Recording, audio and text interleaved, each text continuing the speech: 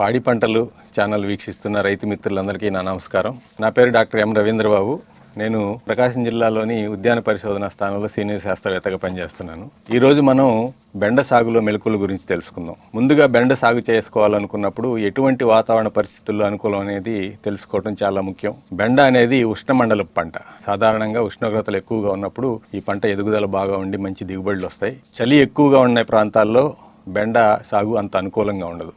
అంటే చలికాలంలో లేదా రబీ కాలంలో సాగు చేసుకోవాలనుకున్నప్పుడు మొక్క ఎదుగుదల తక్కువగా ఉండి దిగుబడులు గణనీయంగా తగ్గుతాయి. కాబట్టి సాధారణంగా అటువంటి సమయంలో చలి ఎక్కువగా ఉండే ప్రాంతాల్లో ఈ పంట సాగు చేసుకోకుండా ఉంటే మంచిది.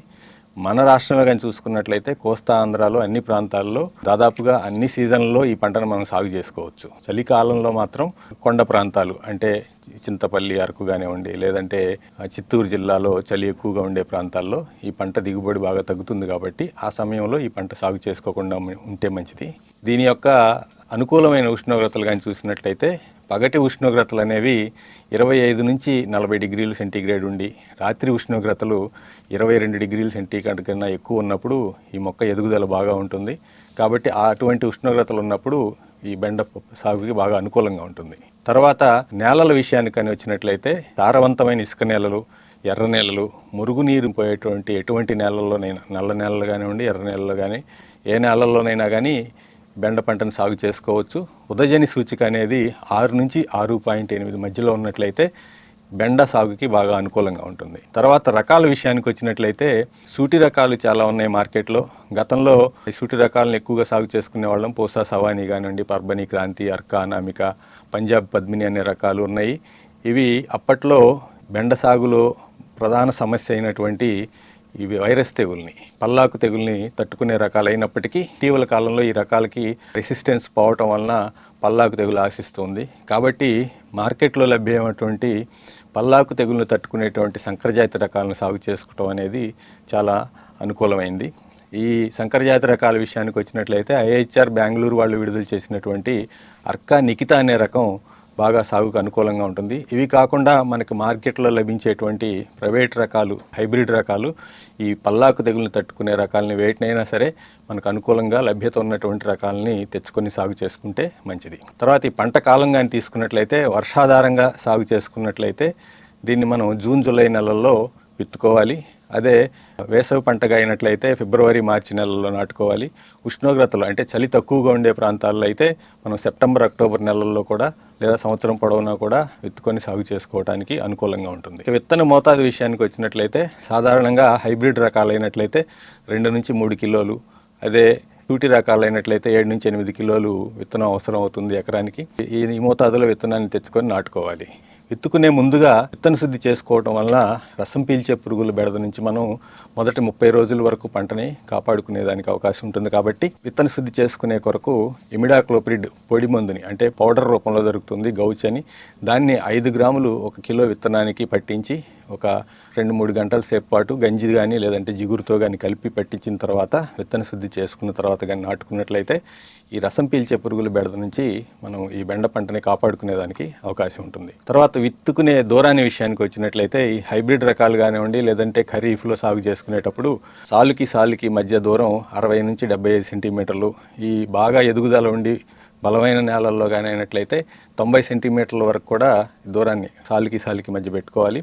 అలాగే మొక్కకి మధ్య దూరం మాత్రం 30 సెంటీమీటర్లు ఉండే విధంగా నాటుకోవాలి. అదే వేసవి పంట విషయానికి వచ్చినట్లయితే సాలుకి మధ్య 45 నుంచి 60 సెంటీమీటర్ల దూరం, మొక్కి మధ్య 15 నుంచి 20 సెంటీమీటర్ల దూరం ఉండే విధంగా విత్తుకోవాలి. ఈ విత్తుకునే విధానానికి వచ్చినట్లయితే మనం సాధారణంగా ఖరీఫ్ పంటలో కానీ బలమైన నేలల్లో కానీ బోదెలు వేసుకొని బోదె మీద ఒకవైపుగా విత్తనాన్ని విత్తుకోవాలి. అదేవిధంగా వేసవి పంటగా సాగు చేసుకునేటట్లయితే బోదెలు వేసుకునే దానికన్నా కూడా చిన్న మడులుగా చేసుకొని మడుల్లో ఫ్లాట్గా ఉండే నేల మీద 45 సెంటీమీటర్లు 15 సెంటీమీటర్లు ఉండే విధంగా విత్తనాన్ని విత్తుకోవాలి. విత్తుకునేటప్పుడు ఒక్కొక్క పాదిలో ఒక్కొక్క దగ్గర 2 లేదా 3 గింజలు విత్తుకున్నట్లయితే మొలక శాతం బాగా ఉంటుంది. విత్తిన తర్వాత ఒక వారం రోజుల్లో మొలకలు అనేది పూర్తిగా రావడం జరుగుతుంది. 10-15 రోజుల సమయంలో ఒకసారి ఎక్కువగా ఉండేటువంటి మొక్కల్ని కొన్నింటి తొలగించి వేసుకోవటం. అదేవిధంగా ఎక్కడైతే అసలు మొలక రాలేదో అక్కడ మళ్ళా మనేదులు అంటే మనం పడి గింజలు వేసుకొని దాన్ని మళ్ళీ విత్తుకోవాల్సిన అవసరం ఉంటుంది. ఎరువుల యాజమాన్యం విషయానికి వచ్చినట్లయితే ఈ ఎరువులు అనేది పశువుల ఎరువు బాగా ఎక్కువగా వేసుకుంటే మంచిది. కనీసం ఎకరానికి 6 నుంచి 8 టన్నులు ఉండే విధంగా పశువుల ఎరువు వేసుకోవాలి. అది ఆఖరి దిక్కులో వేసుకోవాలి. ఆఖరి దిక్కులో ఈ పశువుల ఎరువుతో పాటుగా ఎకరానికి వచ్చేసి 20 కిలోల భాస్వరం ఎరువులు, 20 కిలోలు పొటాషియం ఇచ్చే ఎరువుల్ని ఆఖరి దిక్కులో వేసుకోవాలి. అదే నత్రజని విషయానికి వచ్చినట్లయితే ఒక పంట కాలంలో 48 కిలోలు నత్రజని ఇచ్చే ఎరువులు వేసుకోవాలి. దీన్ని 3 సమాన దఫాలుగా, అంటే 16 కిలోల చొప్పున. మొదటిది ఆఖరి దిక్కులో, రెండవది విత్తిన 30 రోజులకి, మూడవది విత్తిన 45 రోజులకి పాదుల్లో లేదా సాళ్లల్లో వేసుకోవాలి. అదే సంకరజాతి రకాలు సాగు చేసుకునేటప్పుడు ఈ ఎరువుల మోతాదుని మనం పెంచేసుకోవాలి. ఎందుకంటే సంకరజాతి రకాలు అంటే హైబ్రిడ్ రకాలు ఎక్కువ దిగుబడి సామర్థ్యాన్ని కలిగి ఉంటాయి కాబట్టి ఆ దిగుబడి ఎక్కువగా తీసుకోవాలనుకున్నట్లయితే మనం సూచించిన ఎరువుల్ని 50% ఎక్కువగా వేసుకోవాల్సిన అవసరం ఉంటుంది. తర్వాత నీటి యాజమాన్యం విషయానికి వచ్చినట్లయితే గింజ విత్తిన వెంటనే బాగా నీరు ఇచ్చుకోవాలి. మొక్క మొలకెత్తే వరకు నీటి ఎద్దడి రాకుండా చూసుకోవాలి.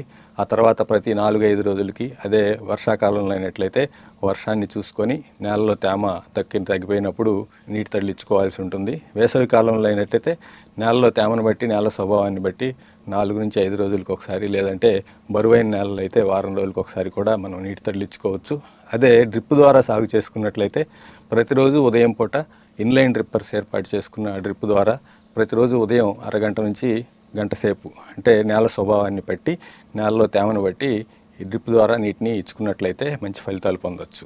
అంతర్కృషి విషయానికి వచ్చినట్లయితే ముందుగా విత్తనం నాటుకున్న తర్వాత మొదటి 20 నుంచి 30 రోజుల వరకు ఈ విత్తనం ద్వారా మొలకెత్తేటువంటి కలుపు మొక్కలు నివారించుకోవటానికి ఎకరానికి వచ్చేసి 1.2 లీటర్ల పెండామెథిలిన్ మందుని 200 లీటర్ల నీటిలో కలుపుకొని విత్తిన 24 నుంచి 48 గంటల లోపు నేలలో సరిపోయినంత తేమ ఉన్నట్టు నేల మొత్తం తడిచే విధంగా పిచికారీ చేసుకోవాలి. దీనివలన మొదటి 20-25 రోజులు మనకి ఈ విత్తనం ద్వారా వచ్చేటువంటి కలుపు మొక్కల్ని నివారించుకోవచ్చు. తర్వాత విత్తిన 30 రోజులకు ఒకసారి మనుషులను పెట్టి కలుపు తీయించుకోవటం, లేదంటే బోదెల్ని ఎగదోసుకోవటం ద్వారా అప్పుడప్పుడే మొలకెత్తున్నటువంటి కలుపుని నివారించుకోవచ్చు. తర్వాత 45 రోజులకు ఒకసారి కూడా కలుపు తీసుకోవాల్సిన అవసరం ఉంటుంది. అదేవిధంగా ఇప్పుడు ఈ బెండ సాగులో మనం జీవన ఎరువుల ప్రాముఖ్యత కూడా తెలుసుకొని ఉండాలి. జీవన ఎరువులు అంటే Azotobacter, azospirillum, phosphorus solubilising bacteria, potassium mobilising bacteria, ఇటువంటివన్నీ కూడా మనం విత్తనానికి పట్టించి విత్తే ముందుగా వేసుకున్నట్లయితే మనం ఇచ్చేటువంటి ఎరువుల మోతాదుని 20% తగ్గించుకోవచ్చు. అదేవిధంగా జీవన ఎరువులు వేసినప్పుడు మనం సేంద్రియ ఎరువుల్ని ఎక్కువగా వేసుకోవాల్సిన అవసరం ఉంటుంది. ఈ జీవన ఎరువులు అనేవి నేలలో ఉండేటువంటి నత్రజని, భాస్వరం, పొటాషియం మొక్కకి అందుబాటుగా వచ్చే విధంగా చేస్తాయి కాబట్టి ఈ పశువుల ఎరువు అనేది ఎక్కువగా వేసుకోవటం అనేది చాలా అవసరం. ఈ రకంగా బెండలో మేలైన యాజమాన్య పద్ధతులు కానీ పాటించినట్లయితే బెండను మనం సంవత్సరం పొడవునా మంచి ఆదాయం వచ్చే విధంగా, మంచి దిగుబడులు వచ్చే విధంగా సాగు చేసుకునేదానికి అవకాశం ఉంటుంది. నాకు ఈ అవకాశం ఇచ్చిన పాడి పంటల ఛానల్ వాళ్ళకి ధన్యవాదాలు.